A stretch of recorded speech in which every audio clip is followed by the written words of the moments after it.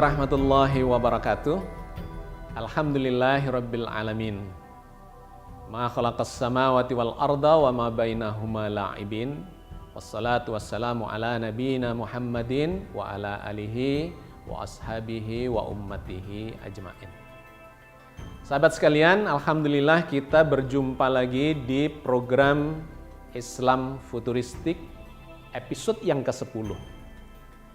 Kita akan melanjutkan di bagian akhir dari kajian kita tentang bagaimana para ilmuwan melacak kehidupan di luar angkasa sekeluarnya dari tata surya. Karena di episode-episode yang lalu sampai dengan episode yang ke-9 kita sudah melakukan pelacakan itu ya di berbagai planet mulai dari Merkurius, Venus, Bumi, Mars, Jupiter, Saturnus, Uranus dan Neptunus. Tidak menemukan adanya kehidupan itu kecuali di planet istimewa, planet yang ketiga yang nanti akan kita kaji lebih khusus, yaitu planet Bumi yang kita tinggali ini. Nah, sebelum kembali ke planet Bumi, kita ingin tahu serba sedikit bagaimana ilmuwan sudah melakukan upayanya maksimal untuk melihat kehidupan di luar angkasa, di luar tata surya kita. Kita tetap merujuk kepada ayat di dalam Al-Quran bahwa menurut Al-Quran sesungguhnya ada kehidupan di luar angkasa itu, ya, yang digambarkan oleh surat Asy-Syura ayat 29. A'udzubillahi minasyaitonirrajim. Bismillahirrahmanirrahim. Wa min ayatihi khalqus samawati wal ardi wa ma bassa fihima min dabbah wa huwa ala jam'ihim idza yasha'u qadir. Dan di antara tanda-tanda kekuasaan Allah itu adalah menciptakan, menjadikan langit dan bumi dan menyebarkan makhluk di antara keduanya dari makhluk yang disebut sebagai dabbah. Dan jika Allah menghendaki, maka Allah akan mengumpulkan seluruhnya itu. Sahabat sekalian, ayat ini menjadi landasan kita bahwa di luar angkasa itu mestinya ada kehidupan, meskipun sampai hari ini para ilmuwan belum menemukan itu. Dan yang kedua adalah ayat yang bercerita tentang gugusan bintang. Gugusan bintang yang ini menjadi landasan kita untuk melacak lebih jauh berdasarkan data-data yang diekspos, dilakukan, dilacak oleh para ilmuwan, bukan hanya di tata surya ini, melainkan di gugusan bintang yang lain, karena boleh jadi di bintang-bintang itu ada planet-planetnya. Kalau kita lihat di gugusan bintang yang kita diami ini yang namanya galaksi Bima Sakti, ini isinya ada 200-400 miliar bintang. Dan kalau bintang itu setara dengan matahari, maka sebagian besar dari bintang-bintang itu memiliki planet-planet seperti di planet Bumi. Memang ada bintang yang tanpa planet. Tetapi banyak sekali bintang-bintang yang membentuk tata surya memiliki planet seperti di tata surya kita. Sehingga para ilmuwan menyebut ada miliaran matahari yang memiliki planet seperti di tata surya kita. Sehingga boleh jadi di sana itu akan ada atau ditemukan kehidupan. Oke. Sahabat sekalian, apa sesungguhnya yang sudah dilakukan oleh para ilmuwan sampai detik ini untuk memahami atau melacak adakah kehidupan di luar angkasa itu?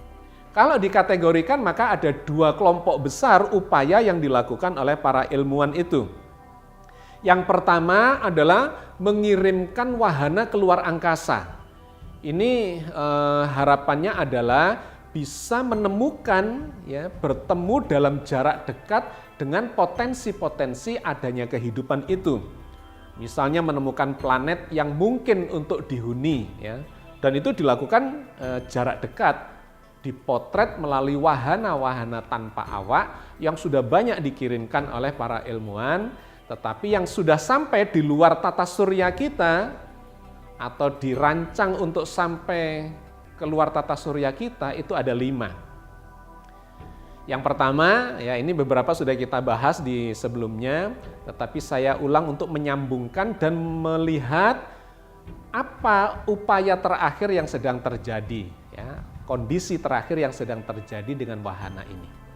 Jadi dua cara untuk mengetahui adanya kehidupan di luar angkasa itu. Yang pertama adalah mengirimkan wahana-wahana untuk mencari melacak secara jarak dekat. Yang pertama adalah Pioneer 10 dan 11 ya, yang diluncurkan tahun 72-73. Kemudian yang 3 dan 4 adalah Voyager 1 dan Voyager 2. Dan kemudian yang kelima adalah New Horizons. Yang 4 itu sudah keluar dari tata surya. Sudah keluar dari tata surya. Jadi Pioneer 10, Pioneer 11, Voyager 1, Voyager 2 itu sudah melintasi Kuiper Belt, kemudian melintasi lagi tudung surya, ya. Tudung surya atau heliosphere itu adalah bagian paling luar dari tata surya kita, di mana gravitasi dari matahari itu ya sudahlah paling lemah di situ. Angin matahari itu juga paling lemah sampai di situ. Dan itu menjadi batas terakhir dari lingkaran tata surya kita. Nah, 4 wahana itu sudah melewati itu dan berada di ruang antar bintang. Ya, di ruang antar bintang itu berarti sudah melewati gerombolan-gerombolan paling luar dari benda-benda langit yang ada di tata surya kita dan hanya menemukan ruang kosong antar matahari atau antar bintang. Itu yang 4. Yang 1, yang New Horizons ini masih berada di dalam heliosphere, yaitu masih di bagian tepi dari sabuk Kuiper. Karena memang dia ditugasi untuk memotret dan mengeksplorasi benda-benda langit yang ada di sekitar sabuk Kuiper itu. Nah, yang 4 ini sudah lepas dan melakukan perjalanan sangat jauh antar bintang. Nah, menariknya antar bintang ini adalah ruang kosong, ya, ruang kosong. Yang paling dekat saja itu bintang Alpha Centauri, jaraknya adalah sekitar 4 tahun perjalanan cahaya. Di mana 1 tahun perjalanan cahaya adalah sekitar 9,5 triliun kilometer. Anggaplah bulat ya, 10 triliun kilometer. Maka 4 tahun cahaya itu artinya adalah berjarak sekitar 40 triliun kilometer. Nah, ini kalau ditempuh oleh wahana tanpa awak yang sudah lepas dari tata surya itu, ternyata membutuhkan ratusan ribu tahun untuk sampai ke tempat itu. Ya, Anda tinggal membagi 40 triliun kilometer dibagi kecepatan masing-masing wahana itu berbeda-beda. Yang paling tinggi itu kecepatannya adalah Pioneer 10 dengan 130.000 kilometer per jam. Tetapi Pioneer 11 itu jauh lebih rendah, cuma 40.000 kilometer per jam. Sedangkan Voyager 1 dan Voyager 2 masing-masing adalah 70.000 km per jam dan 60.000 km per jam. Dengan mudah Anda akan bisa membayangkan jarak 40 triliun kilometer dibagi dengan kecepatan itu. Itu masih membutuhkan waktu antara 100.000 sampai 200.000 tahun. Jadi kalau kita yang sekarang mengirim itu, maka anak cucu generasi keberapa? Karena bukan 100 tahun, melainkan 100.000 tahun. Kemudian itu baru sampai di bintang yang paling dekat itu. Padahal bintang-bintang di balik itu sangat jauh. Ya, sangat jauh, ada yang 100 tahun perjalanan cahaya. Cahaya saja butuh waktu 100 tahun. Ada yang 1000 tahun cahaya, ada yang 1 juta tahun cahaya, dan seterusnya ya. Contoh misalnya Pioneer 10 itu mengarah ke bintang Aldebaran di rasi Taurus dan membutuhkan waktu kira-kira 4 juta tahun untuk sampai di sana. Jadi sahabat sekalian, saya cuma ingin menunjukkan kepada Anda bahwa ruangan antar bintang ini sedemikian luasnya. Diperkirakan oleh para ahli astronomi, ya, dalam 5 miliar tahun ke depan, wahana tanpa awak ini tidak akan bertemu dengan apapun, tidak akan bertabrakan dengan apapun, ya, aman. Karena ruang angkasa itu sedemikian kosongnya di ruang antar bintang itu. 5 miliar tahun. Itu lebih tua dari usia bumi kita yang cuma sekitar 4,5 miliar tahun. Jadi kita bisa menggambarkan betapa ya inilah sekarang kondisi terakhir yang sedang dicapai atau maksimum sudah dicapai oleh para ilmuwan astronomi, bahwa wahana yang kita harapkan bisa menemukan tempat yang layak ditinggali oleh kehidupan atau apalagi makhluk hidup, itu ternyata menemui tantangan ruangan kosong yang demikian luasnya, ruang kosong yang demikian jauhnya, sehingga peradaban manusia ini pun tidak cukup, ya, untuk mendapatkan kepastian tentang adanya kehidupan itu kalau kita mengirim atau bergantung kepada wahana yang kita kirim ke luar angkasa itu. Jadi mentok ini. Ini poin yang pertama, bahwa cara yang pertama dengan cara mengirimkan wahana ke luar angkasa itu dalam miliaran tahun ke depan kayaknya tidak akan menemukan apa-apa. Maka para ilmuwan kemudian melakukan yang kedua, yaitu mengamati jarak jauh dengan menggunakan observatorium yang ditempatkan di luar angkasa. Jadi observatorium, ya, berdasarkan teleskop dan peralatan-peralatan yang bisa melacak gelombang elektromagnetik dari luar angkasa, itu ada yang ground base, ditempatkan di permukaan bumi, dan ada yang ditaruh di orbit di luar atmosfer bumi. Ada yang berjarak sekitar ratusan kilometer dari permukaan bumi, tetapi ada yang lebih jauh lagi pada jarak 1,5 juta kilometer dari permukaan bumi. Untuk apa ini? Untuk melacak sinyal-sinyal kehidupan dari luar angkasa. Jadi bermacam-macam itu peralatan-peralatan yang digunakan oleh para ilmuwan. Tapi prinsipnya adalah melihat sinyal-sinyal dari luar angkasa. Apakah ada kemungkinan atau ada tempat-tempat yang bisa dihuni itu. Di antaranya yang sangat terkenal adalah teleskop Hubble. Ya. Teleskop Hubble ini adalah teleskop yang memiliki kecermatan sangat tinggi, ya, resolusinya, karena dia digambarkan bisa melihat lalat dalam jarak 16.000 km dengan sangat jelas. Ya, itu kurang lebih gambarannya. Secara umum, teleskop-teleskop yang semacam ini yang ditempatkan di luar angkasa itu memiliki perlipatan 4 miliar kali benda yang bercahaya yang paling redup yang bisa dilihat oleh mata. Jadi kalau kita melihat ada satu bintang sangat redup, ya, maka teleskop-teleskop ini bisa melihat itu dengan kecemerlangan 4 miliar kali. Artinya memang luar biasa desain dari teleskop ini. Pada jarak yang sangat jauh, dia bisa memperbesar dan kemudian bisa melihat lebih detail. Ya. Ada teleskop Hubble yang memiliki kemampuan seperti itu. Dia beroperasi di cahaya tampak.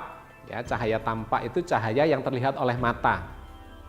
Dia juga bisa melihat atau memotreti benda-benda langit di dalam frekuensi ultraviolet.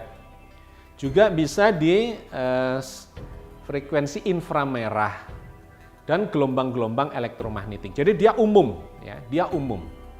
Dan dia terus melacak ke berbagai arah, ada pertanyaan apa, ada sesuatu yang diingin tahu oleh para ilmuwan, maka dia diarahkan ke sana kemari. Itu adalah fungsi dari teleskop Hubble. Kemudian ada teleskop lain, yaitu teleskop Compton. Ya, ini juga ditempatkan di orbit di atas bumi. Kalau Hubble itu beroperasi di gelombang elektromagnetik secara umum ya, spektrum yang lebih luas, maka Compton ini hanya melihat benda-benda langit dalam spektrum cahaya atau sinar gamma yang dihasilkan oleh sebuah benda langit. Dengan melihat itu maka kita akan melihat ada beberapa reaksi-reaksi nuklir di sana yang memberikan indikasi tentang struktur dari benda langit itu. Compton. Yang ketiga ada teleskop Spitzer yang bekerja di gelombang inframerah. Jadi dia ini melihat ke berbagai penjuru langit dalam frekuensi inframerah. Inframerah itu tidak terlihat oleh mata dan bisa memunculkan bayangan benda ya atau penampakan benda di kegelapan. Nah, misalnya di sekitar kita mungkin Anda pernah mendengar ya ada teropong atau keker yang bekerja di frekuensi inframerah. Ketika kita tidak memakai itu di dalam kegelapan malam, itu tidak melihat ada apapun. Tapi begitu pakai teropong itu, kita bisa melihat oh ada seseorang. Ternyata bersembunyi di dalam kegelapan. Kenapa? Karena badannya orang itu memancarkan panas. Nah, panas itu memancarkan inframerah dan kemudian tertangkap oleh teropong kita itu. Nah, kurang lebih begitulah cara kerja dari teleskop Spitzer itu. Di dalam kegelapan malam yang sangat gelap, ya, nun jauh di sana, asal ada benda-benda yang memancarkan panas tertentu, maka itu akan tertangkap oleh teleskop ini, yaitu Spitzer.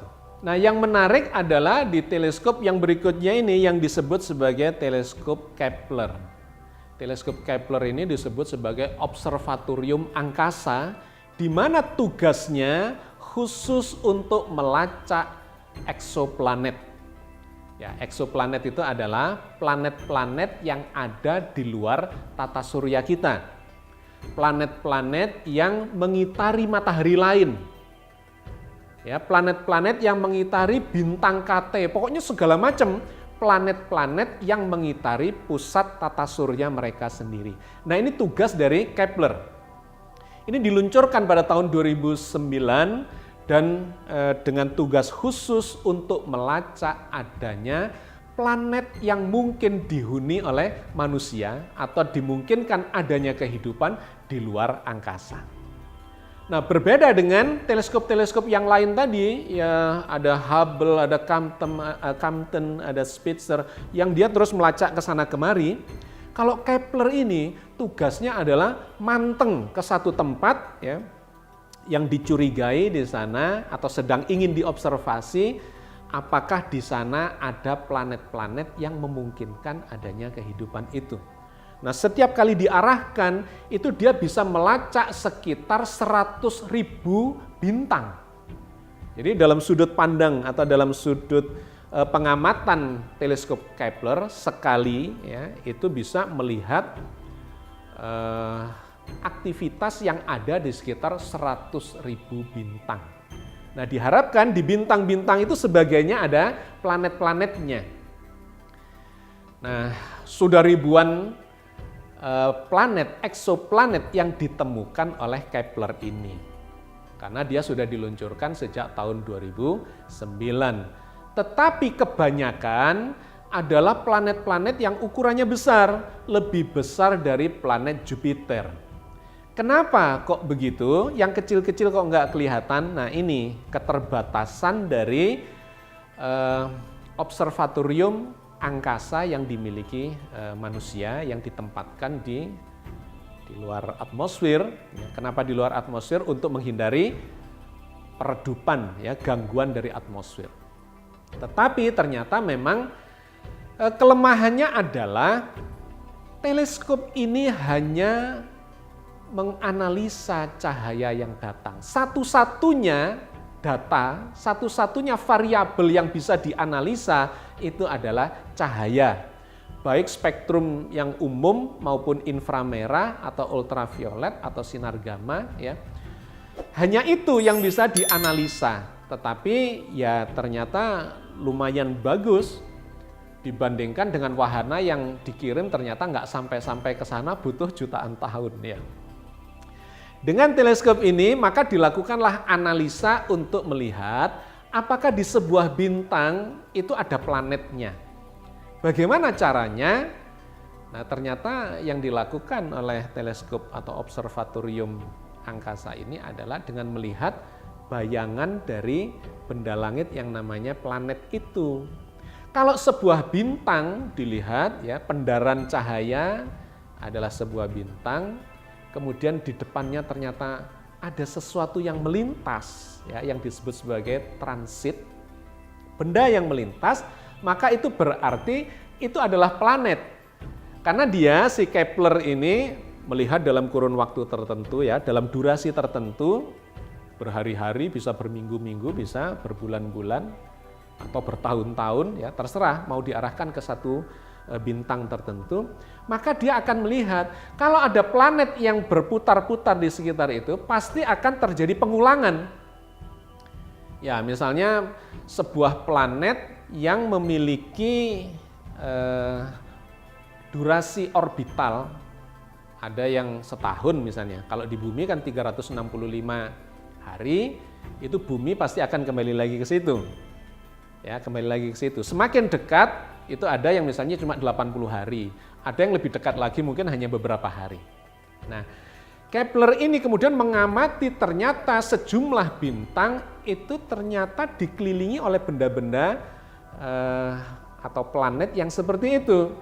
Terlihat, oh sekian hari sekali atau sekian minggu sekali atau bulan sekali ternyata benda itu melintas di bintang tersebut, itu berarti ada planetnya.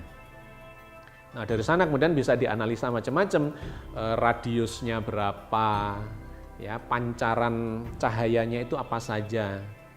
Nah, yang menarik kenapa kok diketemukannya adalah yang besar-besar, karena memang planet itu kan tidak memancarkan cahaya.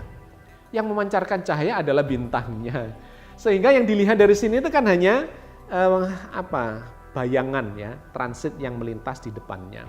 Tetapi dari pantulan itu kemudian bisa ditemukanlah beberapa spektrum cahaya yang menunjukkan ada apa di sana. Radiusnya berapa, kecepatan orbitnya berapa, diameter ya, jaraknya dia dari bintang yang dikelilinginya itu berapa, dan sebagainya itu bisa dianalisis oleh observatorium angkasa Kepler ini. Ya.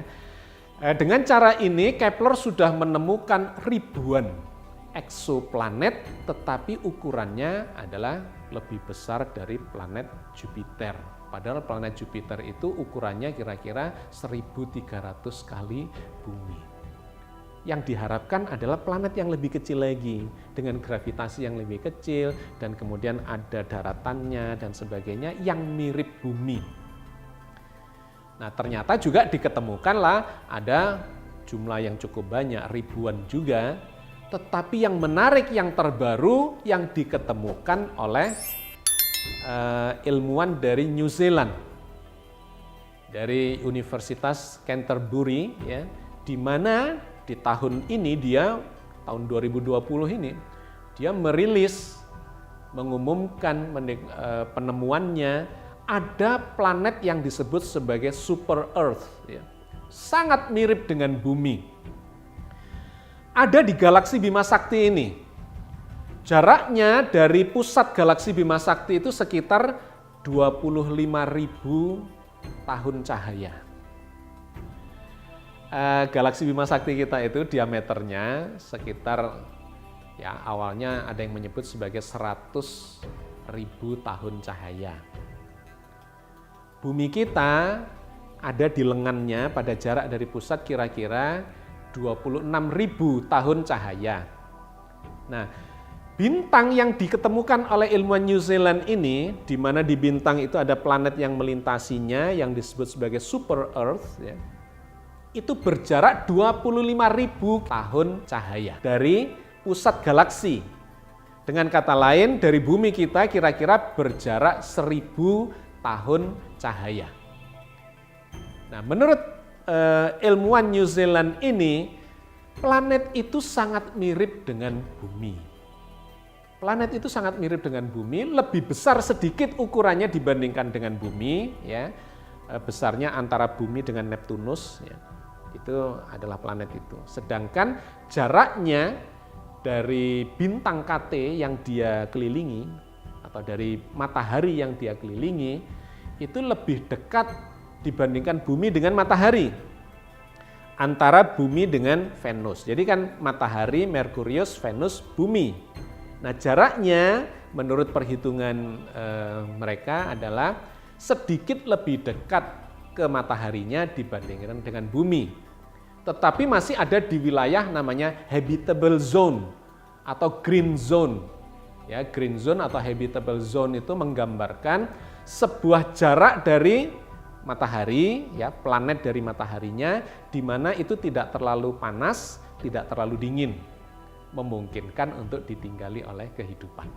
Jadi itulah planet terbaru yang mirip bumi, ya, exoplanet, planet di luar tata surya kita yang disebut sebagai super Earth oleh ilmuwan New Zealand, dan diharapkan di sana akan muncul kehidupan dikarenakan itu sangat mirip dengan bumi. Ukurannya lebih besar sedikit, jaraknya kurang lebih ke matahari, kurang lebih sama dengan planet bumi kita di habitable zone, sehingga memungkinkan adanya berbagai macam kondisi yang seperti di planet bumi. Mataharinya atau bintangnya yang dikelilingi ukurannya juga ya sedikit lebih kecil dibandingkan matahari kita. Jadi ada kemiripan luar biasa sehingga dia disebut sebagai super Earth, ya. Mirip lah, hampir mirip dibandingkan dengan planet-planet exoplanet yang lainnya. Nah, masalahnya ketika planet super Earth ini mau dicek oleh ilmuwan yang lain, itu diceritakan oleh ilmuwan New Zealand ini bahwa ini tidak bisa diulang dalam waktu dekat pengamatannya. Kenapa? Karena galaksi Bima Sakti ini kan juga berputar. Jadi situasinya sudah berbeda. Pusat galaksi itu diputari oleh ratusan miliar bintang, di antaranya satu bintangnya adalah matahari kita dan yang lainnya adalah mataharinya si super Earth ini. Jadi dia berubah, sedang berubah, dan ini membutuhkan waktu jutaan tahun.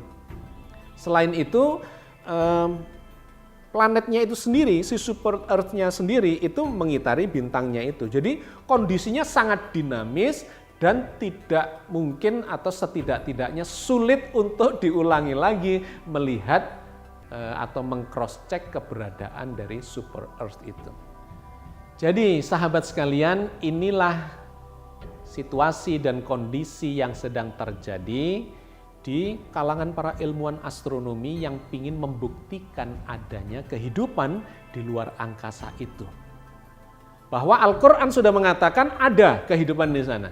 Tetapi para ilmuwan mencoba membuktikan itu, ternyata sampai hari ini belum mendapatkan bukti-bukti itu, disebabkan oleh keterbatasan ilmunya dan disebabkan oleh keterbatasan teknologi yang dimiliki oleh manusia.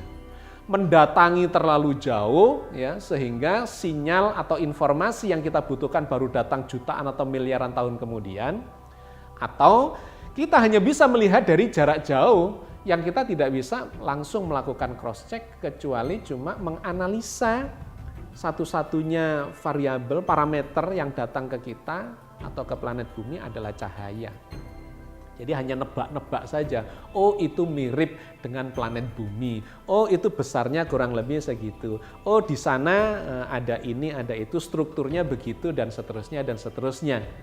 Tetapi ketika kita kemudian mau datang ke sana, lagi-lagi terbatas oleh teknologi, ya, dibatasi oleh teknologi manusia dan membutuhkan waktu yang lebih lama dari usia kita untuk datang ke sana.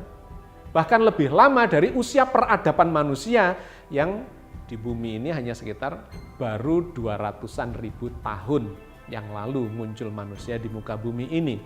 Sementara waktu yang kita butuhkan ke sana ternyata ordenya bisa jutaan tahun atau bahkan miliaran tahun, saking besarnya jagat raya ciptaan Allah ini. Tapi ilmu pengetahuan dan teknologi terus berkembang. entahlah ya. Nanti akan sampai di mana, ada harapan-harapan dengan berkembangnya teknologi kuantum. Teleportasi kuantum misalnya yang sekarang sedang dikembangkan oleh Cina, itu ternyata bisa melakukan komunikasi secara real time ya. Waktunya itu ya hampir bisa dikatakan tidak ada delay sama sekali. Itu bisa menempuh jarak yang jauh, tetapi perkembangannya masih sangat dini karena baru bisa berjarak ya, komunikasi sejarak kira-kira 500 km. Padahal jagat raya itu berjarak miliaran tahun cahaya. Atau teknologi yang lainnya adalah teknologi yang mampu menembus dimensi seperti yang pernah kita bahas terkait dengan perjalanan Isra dan Mi'raj itu. Apakah manusia akan bisa menguasai teknologi yang semacam itu yang sangat canggih? Kayaknya masih sangat jauh. Karena tentang teori dimensi itu pun sampai sekarang masih menjadi perdebatan yang kontroversial dan belum bisa dibuktikan secara empirik kecuali hanya di tataran teori saja. Sahabat sekalian, saya kira saya cukupkan sampai di sini kajian kita. Poinnya adalah ada kehidupan di jagat raya yang menurut informasi dari kitab suci Al-Quran Al-Karim. Tapi ini membutuhkan sains dan teknologi yang mumpuni untuk membutuhkan itu semua, dan ini menjadi tantangan bagi peradaban manusia. Kalau Allah menghendaki, maka di masa-masa datang akan muncul sains dan teknologi yang lebih maju dari yang sekarang yang akan bisa membuktikan bahwa benar apa yang difirmankan Allah, di jagat raya selain di planet bumi ini ada kehidupan makhluk yang dinamakan sebagai dabbah.